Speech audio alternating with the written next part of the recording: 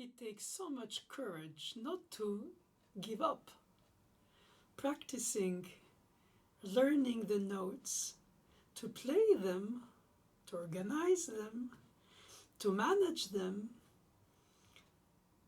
to manage how to, with the help hopefully of the teacher, handle it in a ways that is not always in the notation, because that's not always the way it's played, depending of course of the capacities of the hand of the given student. And then this negotiation with the text to serve it at best is often brings the student to memorize and then perform and then start organizing the piece as a blossoming garden that has to go through a storytelling, whatever it means.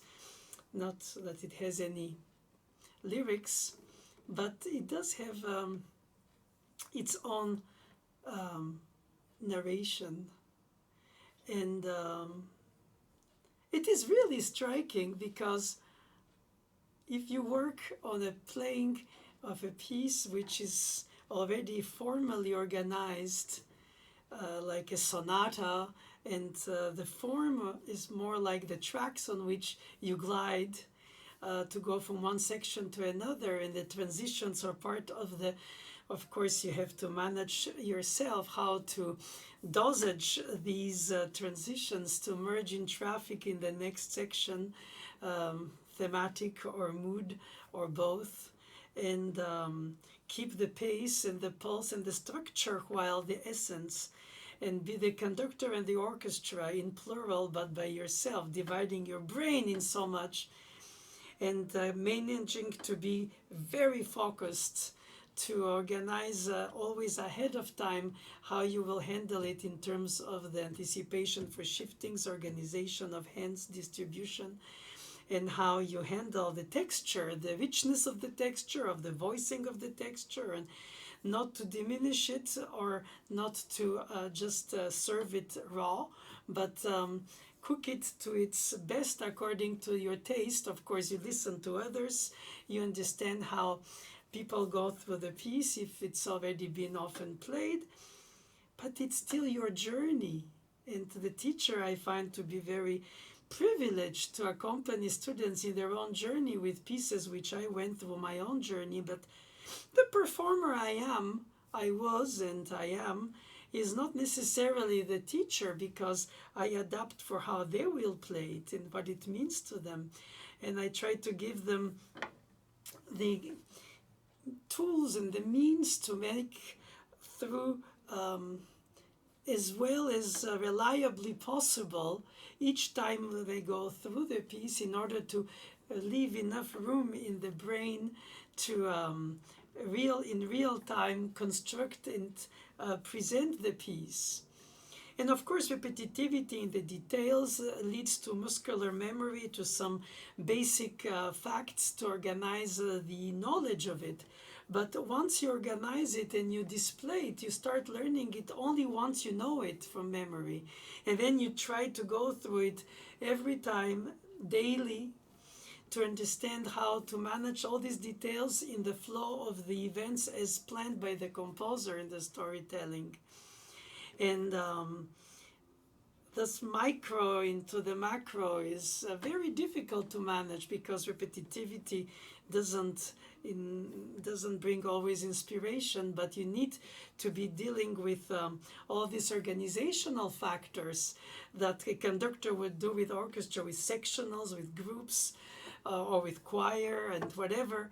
And I find that ultimately, once you bring the student to the ripe knowledge of the piece, then they know what to expect from it, and they get inevitably frustrated if some sections went better than others, if it's just an obstacle course, which of course it's more than that, but that too.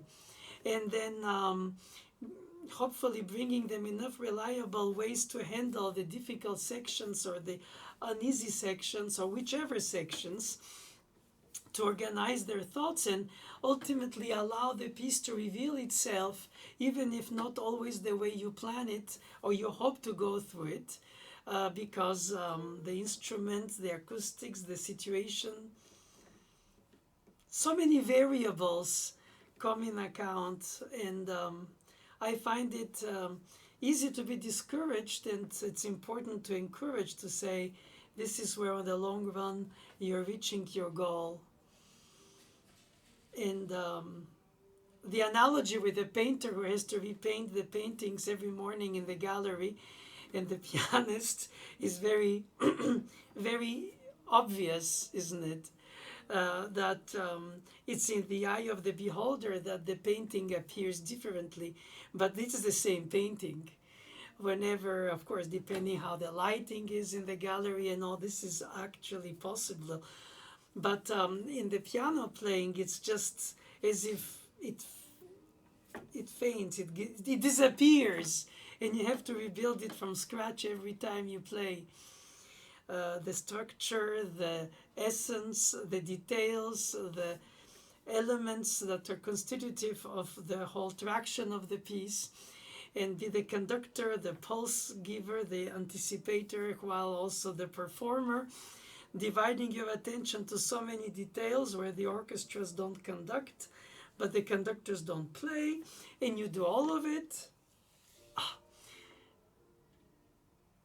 And bringing a student through the long path of the learning process by weeks and weeks of lessons, and seeing how hard they work when they do between sections, between lessons, to bring it up to the expected level in order to put it all together, ultimately like a puzzle piece, and then it becomes a living image.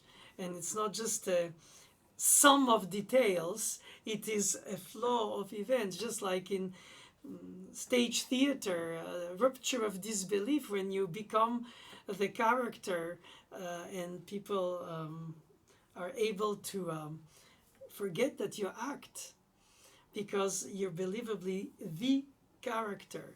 And this is the case also here. They know you play, and regardless if some people are aware of what to expect or not from the piece, if they're themselves pianists or not, or who among them would have played the piece. So it's different levels of awareness of what you produce when you do. But I think ultimately you have to convince yourself, serving the author, and finding ways to be convincing because you're convinced. And sometimes while you play, you're the least aware of how much of your intentions go through or how much they don't. Because in the industry of making, your hearing is altered compared to the passive listening with a recording of your performance, and you watch the score and you go through and you start thinking, why did I not do this? I thought I meant this, but it didn't come through. And so you build up a dissociation of what you do between the performing and how it comes through. And of course, with years and years of experience and playing through a piece in audience situations or in jury audition exam situations or in recording situations, besides teaching situations or writing articles about the piece situations, in other words, from all aspects of the piece, from all its historic meaning in terms of the history of music and its context and its inspiration or whatever it is quoting or eventually evocative of. All these elements, once understood, learned, known, absorbed, takes time. Culture, cultivated knowledge. But of course, ultimately is inspiration, drive to go through it because you love it and you accept to go through all this tedious detailed preparation in order to finally go from the alphabet to the syllables, to the words and paragraphs before the book. And keep in mind that you have to organize and subdivide your attention, but at the same time have the direction drive for the melodic line or the harmonic progression or the pulse all together combined, how they bring you through this area and this, and how you manage to go through this transition, and all these delicate balances which are not fully indicated in the score and which are becoming your experience, your taste, your developed taste, your acquired taste, your time to go back to it after you've been through it in other pieces, and little by little revisiting it through your life. You understand it, perhaps if not better, at least you're more familiar with it. It's like a country you like to go to visit ever again and discover more things about it, and fight it and enjoy it. Fight it in the sense of bring your best to be able to express it. And you fight, in fact, yourself, like a sculptor shaping the sound, the phrase, the sound quality, the articulation, the sound projection, the song or voice imitation, or the percussiveness, all the elements. It's moving to me to see the young students go through this path, and I am so privileged to be there to give them the help. While I know that nobody can teach them what it means to them, it's an acquired taste, but it's a taste in the first place, and it's not enough, but it's impossible without. In other words, you can't teach how to love the piece. You only can help them shape what to expect from it. And inevitably, I am accepting not to be accepted for some of my suggestions, because it's their performance, and they'll take this or not that, or perhaps later that, and here and there. I'm aware that the teacher has a certain influence, and take it very respectfully because of the piece. And therefore I'm only a hyphen between the work and the student. But it's a life matter. It's not reciting a dead scroll. It's coming alive, even if it's an industrial piano instrument produced in many quantities.